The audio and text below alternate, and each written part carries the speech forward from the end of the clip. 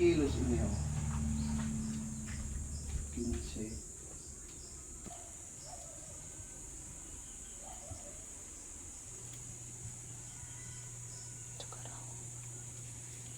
Good morning!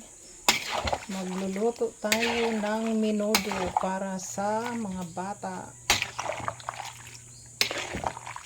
Ayan, para makaiba naman yung tinapay. Pagkatapos ng posisyon, ibibigay yan sa mga bata. Ilalagay sa pack and lalagyan ng kanin at ulam. Ayan. Yan ang traditional Santa Cruzan sa mga barangays. Kaugalian yan dito sa aming barangay tuwing katapusan ng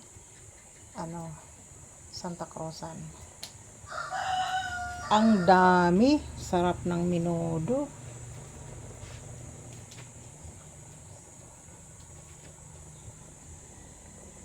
Ayan, niluto natin sa kawa, sa malaking kawali para kasya yung mga yung madaming bata nakakain. Ilalagay pa itong bell pepper para mas magandang tingnan, mas masarap. Ayan, walang green na sili, puro lang red. Ayan, nilagyan din natin ng konting patis at saka yung silver swan toyo. Ayan, ilagay na kanina yung liver spread.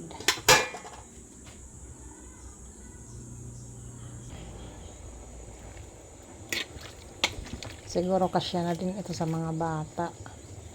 Ayan, ang dami na Ang sarap ng menudo.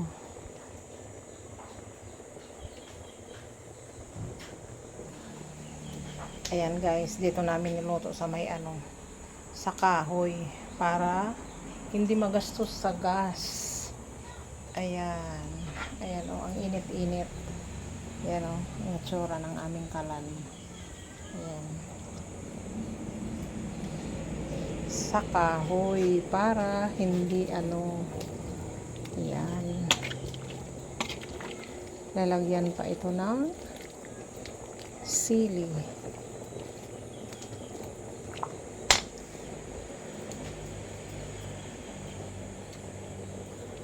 Mamaya pa yung pasas.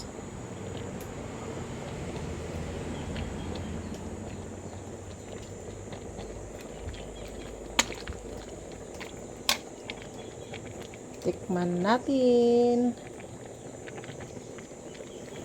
kung tama lang sa asin.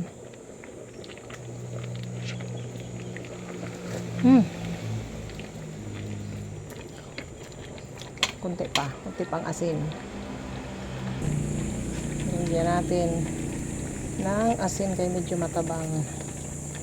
Yan.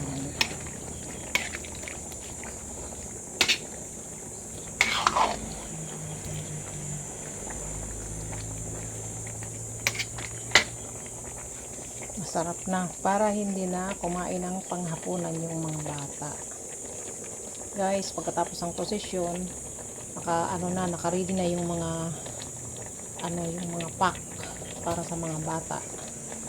Kasi pagod sila sa pagpoprosesyon, kaya bibigyan na lang sila ng pagkain. Aside sa tinapay, ay bibigyan natin sila ng pagkain. Kanin naman ngayon na may ulam. Naiiba doon sa mga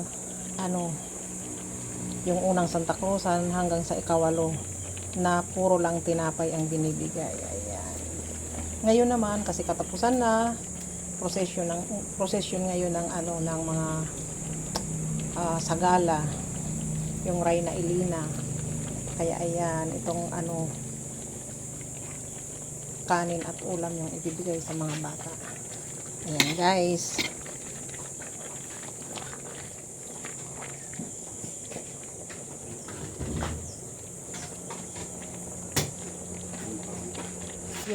Sulat ba ako sa iyong paglubo?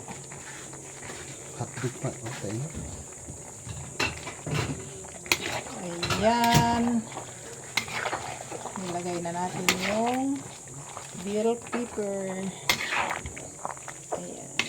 Kulang ng green. Kaya dapat nilagyan mo na lang ng green na haba. Hindi maharang.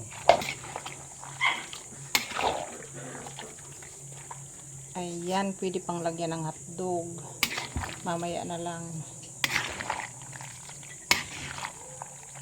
Okay guys, hintayin nating maluto.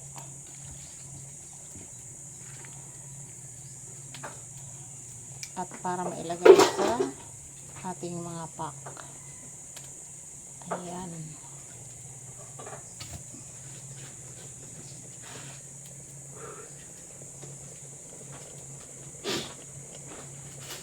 Okay, till here. See you mamaya. Thank you for watching.